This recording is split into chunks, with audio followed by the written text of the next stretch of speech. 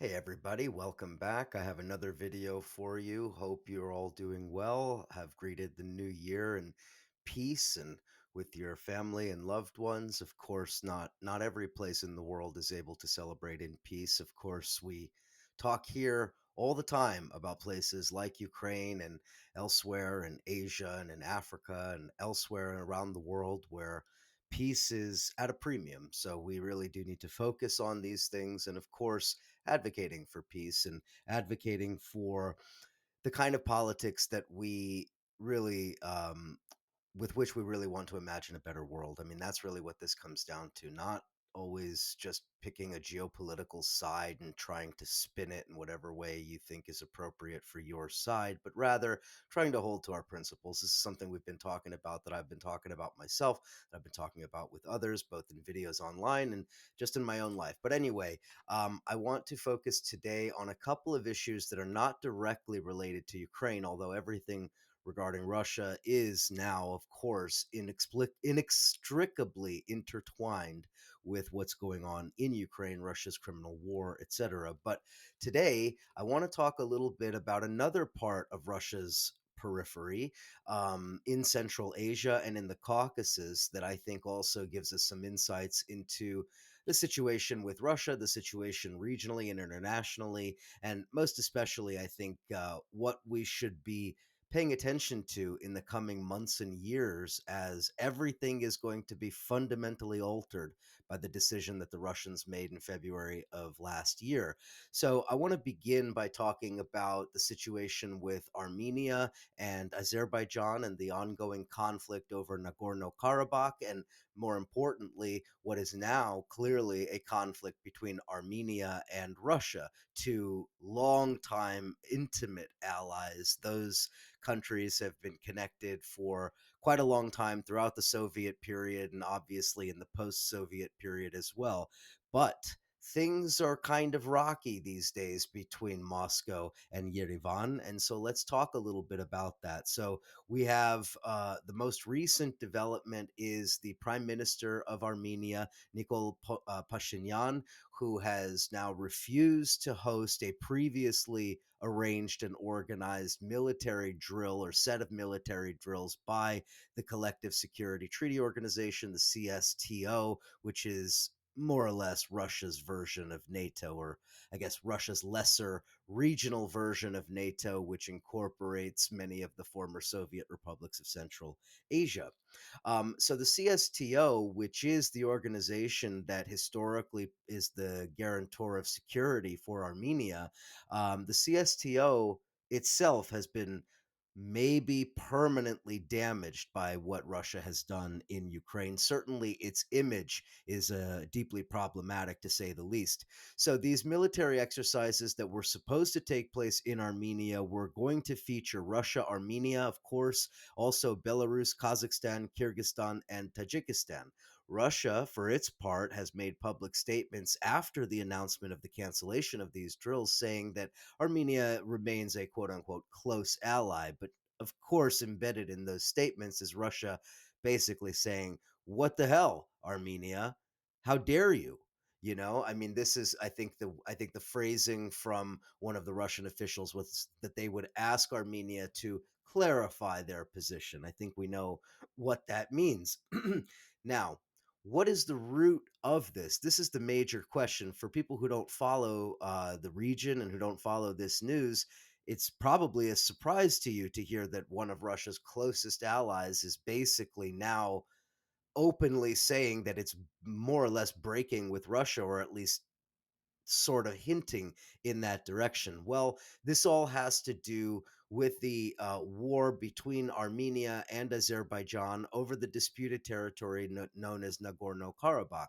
That war in 2020 was a brutal war that was decisively won by Azerbaijan over Armenia, with the not insignificant aid of Turkey behind the government in Azerbaijan, and of course Turkish drones, which really played a prominent role, maybe the decisive role above all other forms of weapons. So, in any event, the 2020 war was concluded by the Russians having brokered a peace deal that involved a peacekeeping force of Russian troops through the CSTO that were, I believe, 2,000 Russian troops, basically trying to provide security for a corridor through what's known as Lachin province. Now, Lachin province, if you take a look at the map, lies in between Armenia proper and this sort of Armenian exclave of Nagorno-Karabakh that Armenia has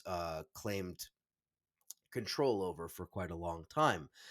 So the this Lachin province is where the Russians are supposed to be providing this corridor, but the Armenians are upset for a lot of reasons, one of which is that the Russians are failing to provide that security. In fact, travel has been blocked through that corridor by self proclaimed Azerbaijani environmentalists. Now, I use quotes when I say environmentalists, not because I'm saying they're definitely not. I don't know. I haven't done enough research on the specific group to say for certain. However, what we do know about Azerbaijan and the Aliyev criminal gang that runs that country is that if you are a genuine opposition force of any kind, activist or otherwise, you're likely to end up in prison unless what you're doing is sanctioned and authorized by Aliyev himself and his various cronies around him.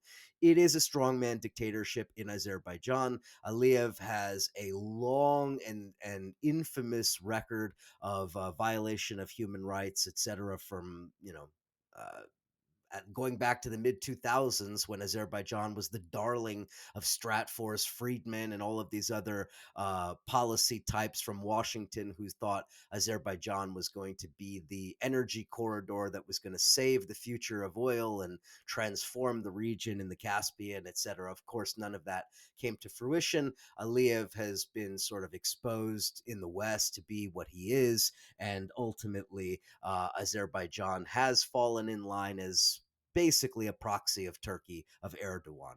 So that's a little bit of a digression just to say that we know enough about the Azerbaijani state to question why a group of Azerbaijani activists would be allowed to conduct this kind of direct action in this particular area if it were not something that were more or less a ploy by Aliyev and his people. Again, I don't know. There could be some genuine protests going on. These are protests against mining sites that these activists, I guess, claim are illegally being mined by the Armenians. Again, I'm not taking a position on that because I haven't done enough research to say for certain about this group, but it does raise questions that in this disputed territory where the Russians are supposed to be guaranteeing free access for Armenia to this Armenian exclave, it ain't happening.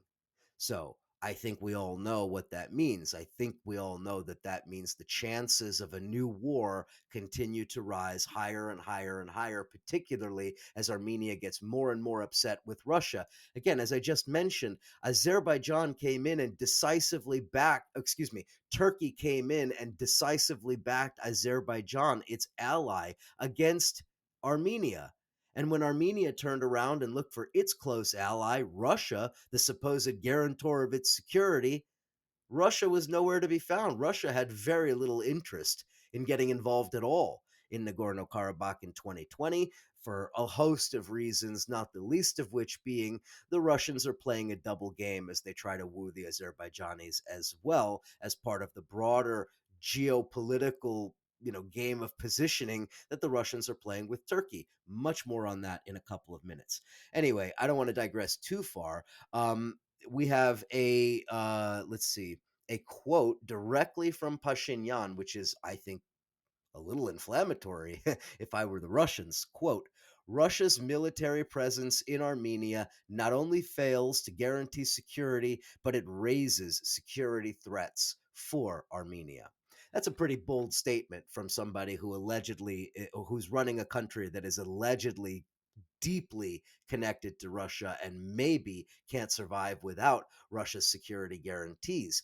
So I think we see that there's more than just a little bit of hurt feelings here. I think we're beginning to see that at the highest levels of state, Armenia is looking for options, looking for something other than Russia to back them. And let's also not forget, Armenia hosts a Russian military base, which, if we think about the precedent set in Crimea and elsewhere, also we can understand a little bit what Pashinyan is getting at when he says security threats for Armenia. What's stopping Russia from using its military base to just topple the Armenian government that is bad mouthing it and replace it with a much more compliant Armenian government? I think we all understand it would be far easier for Russia to pull that off than it was to pull something similar off in Ukraine. So, anyway, I don't want to digress on that too far. That is the issue with Armenia and Russia. More to the point, the most recent statements, and we've seen it in the form of actual meetings, Armenia is now looking at not only Russia, but they're now turning to the United States and the European Union as potential partners for them to try to resolve some of these outstanding disputes over Nagorno Karabakh. Now, interestingly and related to that, and I want to give a shout out to my friend Alexander, who sent me a couple of articles that are really very interesting related to all of that, is the question of what Russia's policy thinkers are saying about Armenia. So we have a headline. This is from a couple of weeks ago in an Azerbaijani publication. I'm, of course, reading the headline in translated English. The translated headline: Colonel Zhilin calls for Iranian special forces and Wagner fighters to be sent to Karabakh. Holy shit, people. Holy shit. Russians are suggesting Wagner Nazi mercenaries combined with IRGC, Iranian Revolutionary Guard Special Forces, to be injected into the Nagorno Karabakh conflict, to be, well, according to Colonel Zhilin, to be invited into the conflict and to be paid by an Armenian billionaire on behalf of the state. Insane. Think about what's being described here. Let me read. This is Colonel Alexander Zhilin, longtime head of the newspaper Army of Russia, the editor of several other newspapers since 1999, the president of the Center for Public Applied Problems. Okay, now, what does he say? Quote, the situation in Karabakh needs to be fixed urgently. The provocateur should know that all the armed forces of the Russian Federation, including the strategic nuclear forces, stand behind the peacekeepers. Then no one will touch them, like NATO, for example. Then he says, according to Zhilin, the Armenian billionaire Ruben Vardanyan, who's based in Karabakh, should finance the entry of Wagner PMC mercenaries into the region and ask Tehran to send a limited contingent to Karabakh. Okay, quote, what should Armenia do? Look for allies. It's necessary to get closer to Iran and play the contradictions between Iran and Turkey. Alarm bells. The IRGC can actually provide military assistance. The leadership of Karabakh, represented by the billionaire Vardanyan, may even ask Tehran for the introduction of a limited contingent of troops, which will greatly cool the ardor of the unbridled Azerbaijanis. Of course, Yerevan has no choice but to get closer to Washington after the agreement. Can you help the Karabakh army? Yes. The rich Armenian diaspora can easily hire a few serious private military companies that will join the ranks of the national security forces. The same Wagner is no exception. Okay? Now, similarly, Mikhail Alexandrov of the Moscow Institute of Military Studies, he called on Russia to launch missile strikes on the oil and gas infrastructure of Azerbaijan. He's since been fired for that statement and is now a wanted criminal in Azerbaijan. Other experts also making similar comments. This is from the vice president of the Academy of Missile Forces of Russia, Konstantin Sivkov, who said, quote, Moscow will settle accounts with Azerbaijan after the end of the Ukrainian issue. When Russia resolves the issue in Ukraine, and before the summer it will be resolved, the Russian armed forces will untie their hands and then deal with Azerbaijan. So far, Russia is working with Azerbaijan through diplomatic channels. And the fact that the Azerbaijani leaders create serious problems for Moscow, acting at the suggestion of Turkey and the United States, the Russian leadership and Russia will not forget this.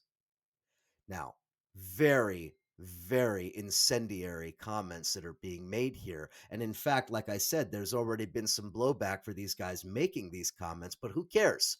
I'm not interested in their career paths or what happens to them. The ideas that they are putting forward are clearly speaking essentially on behalf of a segment of the Russian elites, the Russian military elites, or whichever. Okay, so clearly what they're hinting at is the recognition inside of some of these leading sort of think tank circles in Russia that Russia is not simply engaged in some broad geopolitical conflict with NATO, but in fact, Russia has a series of geopolitical conflicts with its regional rivals, Turkey being at the forefront, right? So we see this play out in so many different contexts. We saw it with Turkish drones being sold to Ukraine, the deal between Erdogan and Zelensky to build a drone factory before the war began. We've seen Turkey playing this role as intermediary in the Ukraine war. We see Turkey trying to create itself as a regional oil and gas hub, essentially as a way of replacing Russia and replacing the trade flows for oil and gas as they currently exist. And of course, I didn't even mention, as I already mentioned, Nagorno-Karabakh, but also the long history of Ottoman-Russian rivalry, which goes to the heart of the conflict over Crimea in the 19th century, which goes to the heart of several wars fought over the Black Sea. We see once again, through a neo-Ottoman policy that Erdogan has pursued, that Turkey and Russia are now very clearly on opposing sides in a geopolitical rivalry. And Azerbaijan is probably one of the most potent situations within which we see this playing out. And I don't think that people should underestimate the importance of all of this. Remember, Russia fought a war in Georgia to prevent Georgia from entering into NATO and looking westward. Do we really think that Russia would hesitate for another Caucasus war to prevent Armenia from doing something similar? I don't know. A couple years ago, I would have said no chance. Today, I don't think that we can say that for certain. So, this whole issue of Armenia and Azerbaijan is actually, in many ways, also an issue of Russia versus Turkey and also an issue of Russia versus NATO. It is many things simultaneously. Okay. And that's actually, I guess, a good way of segueing into talking a little bit about other part of Central Asia, and specifically, the former Soviet republics in Central Asia and how they've responded to Russia's criminal war. So let's talk a little bit. There was an excellent piece from the Carnegie Endowment, which is hit or miss. I mean, sometimes stuff in Carnegie is not great. Sometimes it's excellent. And this one was, I think, a pretty good piece talking about Russia and Central Asia and whether or not the relationship has gotten closer or has pulled them apart.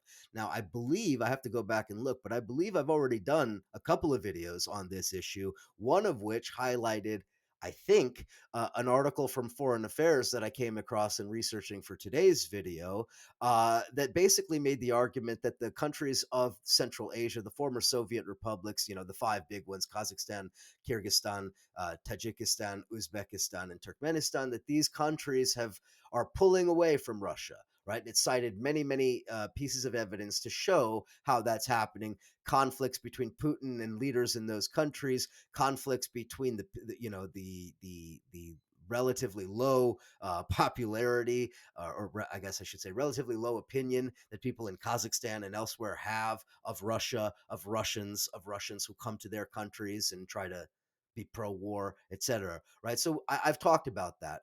But I think this piece from the Carnegie Center, and I will of course link to all of these pieces, gives a good accounting of the other side of the equation. Well, maybe a better way of saying that is it asks the fundamental question that needs to be asked. is Central Asia really pulling away from Russia, or is Central Asia simply diversifying and maintaining close ties with Russia? The answer could actually be both. And I think we're going to see that maybe it is. All right. So the Ukraine war changes everything. This is obvious. There were all kinds of plans in place beforehand. Those plans are now no more. There was talk of countries joining Russia's Eurasian Economic Union. That seems off the table. There was talk of expanding the CSTO. That seems now to be kind of a joke. So let's go through what has really happened here. Reputation for Russia has been dragged through the mud.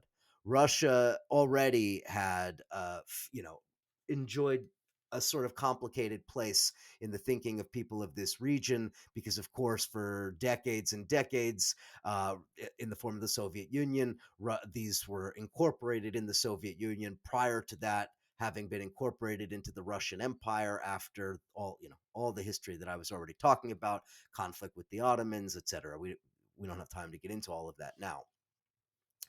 But the point being here that these countries had close ties with Russia. Russia's reputation was mixed, but still had some positive feelings. Certainly, cultural ties were there, linguistic ties, etc. Much of that is now breaking down. You now have Russia sort of being seen in much the same light that China is, as something like a malevolent neighbor, a malevolent force that is not interested in benefiting the lives of people in these countries. That is increasingly the opinion. That's been the opinion of the people of the region of China for sure, for quite a long time. All of the opinion polls show that, increasingly towards Russia as well. So let's talk a little bit about this, because while that's happening, the numbers, the data seem to indicate the opposite. Trade between these countries and Russia is way up. Migrant flows are way up. Top level meetings between Putin and his government and their counterparts in these countries have skyrocketed since the war began. So, those very basic surface level indicators seem to say that they're actually growing closer together, not further apart, despite the rhetoric. But I think we need to interrogate that further. So, all of these countries share some pretty basic positions when it comes to Russia. None of them have supported Russia's invasion. None of them have recognized Russia's annexations. All of them have adhered to the United States and to European sanctions against Russia. They are not, like Belarus, for example, they are not engaged in, you know, flouting sanctions and basically being directly in bed with Putin. Not at all. They are abiding by the sanctions by and large. They do not accept, none of these countries are accepting Russian mere payments, which is Russia's alternative to SWIFT. The SWIFT payment system, it's essentially part of Russia's homegrown credit card, debit card banking arrangement. Let's put it that way. So none of them are recognizing Russian mere payments in their banks. I think only Kazakhstan is allowing Russian mere payments to be used even by private individuals. So financially and economically, these countries are pulling away from Russia. That's clear in that regard, right? None of them have recognized the Donetsk or Lugansk so-called People's Republics, nor have they recognized Russia's annexation of Zaporizhia and Kherson, obviously. Now, Kyrgyzstan has canceled military drills that were scheduled by the CSTO, much like Armenia. So again, we see the CSTO taking a beating in terms of its reputation. We've seen leaders in these countries, particularly Kyrgyzstan, Tajikistan, that have avoided Putin, have clashed with Putin even at some of these regional meetings. Famous video that went viral a couple of months ago. And another interesting thing that I think needs to be pointed out here, and this comes back to what I was just talking about Russia and Turkey, this issue of the so called Organization of Turkic States. Let me say that again. Organization of Turkic States. Okay.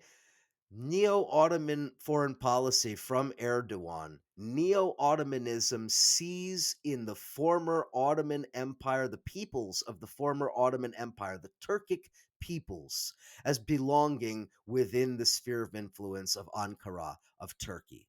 Turkic peoples spread from Turkey all the way east to the Chinese province of Xinjiang and the Uyghurs, who are also Turkic peoples. It encapsulates all of the peoples of Central Asia, the former Soviet republics, with the exception of Tajikistan, which I don't want to get into the specifics here, but Tajikistan is actually not technically Turkic. It's much more closely connected with Iran. But anyway, the point being that the Turkic languages, Turkic ethnic identity, Turkic history. This is what binds a lot of these countries, the peoples of these countries together, and it is what separates them from Russia.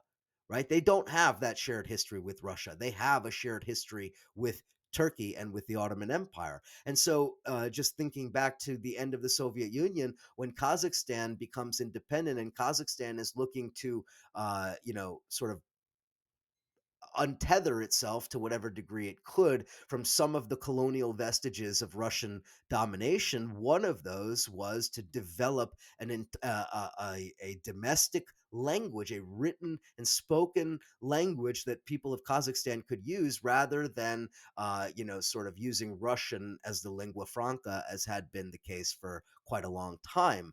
And they didn't look to Russia, they didn't look to China, they looked to Turkey for linguistic inspiration, for a linguistic home. Right, so there is this kind of ethnic and cultural affinity towards Turkey that they don't have for these other countries. And so, coming back to the organization of Turkic states, well, what do we think that is but Turkey projecting its power in the form of a multilateral organization that it can control? Much like the United States controls the Organization of American States, or the Russians and the Chinese control the Shanghai Cooperation Organization, or what have you. Turkey is looking to establish its own sort of regional grouping, if we want to call it that. And again, this gets us back to the question that I've brought up many times before: what comes after U.S. Unipolar global hegemony? More and varied imperialisms. That's what happens. Turkey establishing its own kind of sub imperial policies, Russia doing the same, China doing the same. This is what we see. The world is headed into a very unstable and dangerous period, which, not to say that we should look to U.S. Unipolar hegemony as some halcyon days, but it does bear thinking about how many wars like Nagorno Karabakh might we see as this reality evolves. I think we know from statistical data that has been looked at that the last 45 years has been relatively peaceful in the grand scheme of things. Do we chalk that up to Pax Americana? Well, yeah, I mean, U.S. imperialism has subdued the world. The U.S. is the most vicious global monster there is and has been that way for quite a long time. And yet, at the same time, we now enter into a period where other smaller monsters begin to show their faces, and other smaller regional powers begin to exert that influence. So, anyway, that's what we see in Central Asia. These countries, getting back to the point here, these countries adhering to the sanctions, they're not adhering to the sanctions because they want to, put their thumb in the eye of Putin. They're adhering to the sanctions because they have to, in order to protect their own economies. These economies cannot survive if they're dependent upon Russia. Forget Belarus for a second. Lukashenko had no other choice if he wanted to hold on to power, right? So he had to get totally in bed with Russia and be entirely dependent upon them.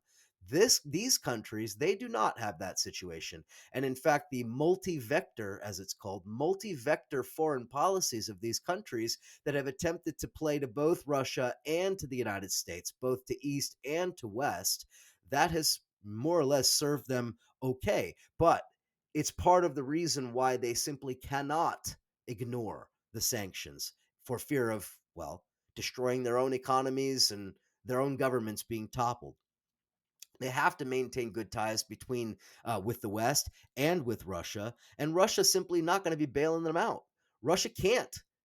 Russia doesn't have the resources to bail out a Kazakhstan that goes full bore pro Putin. Russia's not going to do it. And the fact that they won't, and that they know that they won't, and they know that these countries know that they won't, this is part of the reason I believe why Russia allows these countries to basically oppose it without fear of Russian retribution, right? In other words, Putin is in some senses recognizing the practical reality for these countries. Okay. Now, I'm not saying he's doing that in a benevolent way. I'm simply saying that there is a, material reality that exists for these countries, and Western investment is central to it. All right. Let's talk about trade, okay? Because again, we come back to like articles in Foreign Affairs and elsewhere where they talk about, well, gee, Central Asia is going away from Russia. Are they? Let's look at the trade. In the first 10 months of 2022, which of course includes the period before and after Russia's invasion of Ukraine, trade with Kazakhstan was up 10%.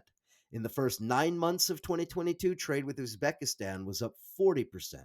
In the first 8 months, in the first 8 months of 2022, trade with Tajikistan was up 22%, and for Kyrgyzstan up 40%, and for Turkmenistan up 45%. Now that's only for Q1 of 2022, so the first 3 months. But in any event, whatever timescales we're looking at, we can see trade is increasing, and it's increasing actually pretty significantly.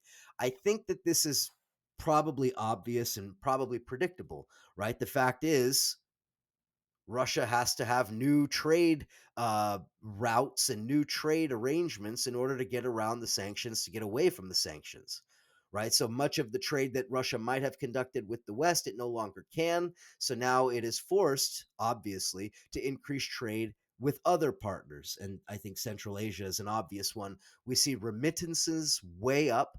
So the migrant flows out of the former Soviet republics and into Russia is up, and naturally the remittances, the money being sent home, is also up. So we have new trade patterns, and they're actually caused by sanctions, of course, as I mentioned. And also, this is an important point, the very dire need in Russia to replace many of the Russians who have fled.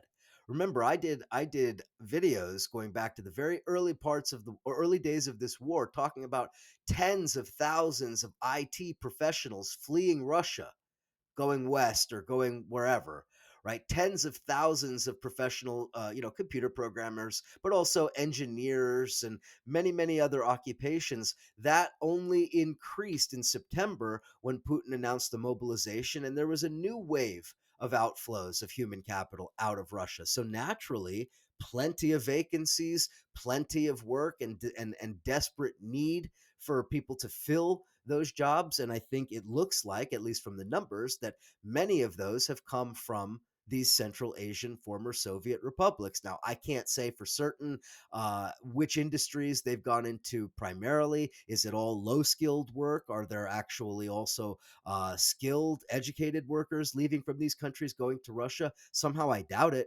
But I don't know. I mean, I think there's much more to parse through when we look at some of this data. But anyway, Putin visited all five of the Central Asian republics in 2022, something he has not done for many, many years, again, showing the increased importance these countries have for an increasingly isolated, internationally isolated Russia. So now, what are these countries providing to Russia? It's not all going one way, right? It's not all Russia providing for them. They are providing to Russia certain things. Now, with regard to Tajikistan, there's a lot of talk about Tajikistan being the sort of hub for Russia's purchase of Iranian drones. As I already mentioned, Tajikistan is, situated there between Russia and Iran. Obviously, the historic ties with both. So there's reports that these Iranian drones are flowing through Tajikistan. That would make sense because we've seen just how potent those drones have been for the Russians. We also have reports that Wagner is now recruiting and prisons inside of Turkmenistan, which is interesting. Maybe they've run out of Russian convicts, so now they got to scoot on over to Turkmenistan to get their convicts. Kyrgyzstan has been importing, or rather, Russia has been importing from Kyrgyzstan telescopic sights. So, again, another way that the Russians are arming themselves or providing material to their military without running afoul of the sanctions. Telescopic sight deliveries to Russia increased from Kyrgyzstan to Russia increased 700%. Okay, sevenfold increase. And then we've also seen a massive increase in home appliances from Kazakhstan being sent to Russia. Now, interesting thing about that, the home appliances, it is believed, are being purchased because they contain microchips, and those microchips that Russia cannot obtain for the purposes of prosecuting its war and for other things. And because of that, they're probably importing these washing machines and other things like that. So anyway, that's one of the rumors that's going around. Probably has, I mean, I don't know, probably true. I don't know. So now, because of this increased engagement, Russia is now directly delving into some of the internal politics, which is probably ultimately going to be problematic for Russia, but they are doing what they have to do, I guess. So we see one example: the Russian government has now finally, after many years of lobbying, declared the Islamic Revival Party, which is an opposition political party in Tajikistan. Russia has now declared it officially as a terrorist organization. Again, clearly doing the favor being requested by the government of Tajikistan, something they've been requesting for years. Right? For years, Russia had no need to do what Tajikistan's government was asking. Now it does. Similarly, Russia is now detaining and deporting activists and political opponents at the request of the governments of Kyrgyzstan and Tajikistan. Again, Russia had been a haven for some of those who ultimately had to flee these countries for political persecution and so forth. Russia was one of the places they went. Now they are wanted by Russian authorities, who again have every reason in the world to keep the governments of these countries in their good graces and to be on their, good boys list. So we also have, from the legal side, these countries, which again, foreign affairs and Western analysts keep wanting to tell you they're all pulling away from Russia. They're all pulling away from Russia. Yes and no, because actually we see some of these countries following in the footsteps of Russia on the legal side in terms of the social issues. For instance, we now have Uzbekistan following Russia's lead and passing a very similar law against gay propaganda. So codifying in law the persecution of LGBTQ communities, which is, that was a trail blazed by the Russians a number of years ago, and increasingly so in recent time. And now it is being essentially exported, or maybe you could say imported, by Uzbekistan. They're following the model. Similarly, Kyrgyzstan is following yet another repressive legal model from Russia, this being Russia's draconian laws against independent media and the suppression of opposition voices and opposition media. Kyrgyzstan is doing the same.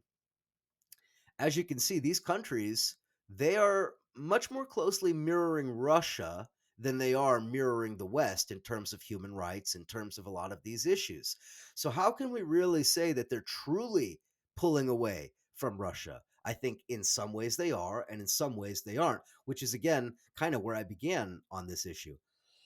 I'm running out of time, and voice. So let's just quickly talk about some of the polling data. Polls, the main polling question that I was looking at: blaming Russia for the current economic problems. What percentage in these countries are blaming Russia for the current problems? In Kyrgyzstan, it's about 70%. Now, I will admit the methodology on this is a little fuzzy, because this is basically taking the responses to a survey question where it basically said, how much do you think the current economic problems are a result of Russia's war in Ukraine, right? And how negative are the effects, right? And so you're taking basically very negative and somewhat negative and combining them together to create this percentage. Is that super scientific? No, but I do think that it gives you at least a rough idea of where the public opinion lies. So You have in Kyrgyzstan about 70% blaming Russia. In Kazakhstan, at least 55% blaming Russia. In Uzbekistan, it looks like only about 30% blaming Russia. But again, the data is probably not the best. I think we can maybe safely only get rough ideas that in Kyrgyzstan, it is very clearly, again, public opinion is very clearly against Russia with regard to the economic problems. In Uzbekistan, it seems a little bit more fuzzy. Now, what are we seeing in these countries? Russians are not exactly being welcomed with open arms. Lots of Russians getting a lot of shit from people in Kazakhstan and elsewhere if they come across the border with a little Z sticker on their car or spouting anything pro Putin. Right? I saw an interesting video from Kazakhstan of some couple that were complaining about their treatment by locals in Kazakhstan. And one of the peoples in Kazakhstan had done a video on his own iPhone basically saying, like, now you're coming in your Land Rovers and your Mercedes, and what's going to stop you from coming in your tanks next time? That's the view of a lot of people in Central Asia, especially now that they've seen not only what Russia has done in Ukraine, but let's not forget, I've talked about this also a lot. Russia invaded Kazakhstan last January. Remember, Russia sent in the military to prop up the Nazarbayev government at precisely the moment that it was about to be toppled by a workers' uprising. So again, if you're a worker in Kazakhstan, especially on the lower end of the socioeconomic ladder, you're like, fuck Russia, man. I mean, it's obvious. All right. I think I'm basically out of time. I already talked about a lot of different issues related to this. Let's just finish up on Central Asia and what we take out of all of this. Okay, so Russians are not very welcomed, and to the extent they are, it's basically like keep your mouth shut and don't say anything pro-Russian. Secondly, we've seen anti-war protests in these countries. Now they are somewhat few and far between, but that's to be expected in societies like this. Russian language. This is important. Russian language is in decline. Okay, now think about this. Russia's Russian language and linguistic ties to peoples outside of the borders of the Russian Federation, this has been one of the primary pretexts that Putin has used to justify his aggression.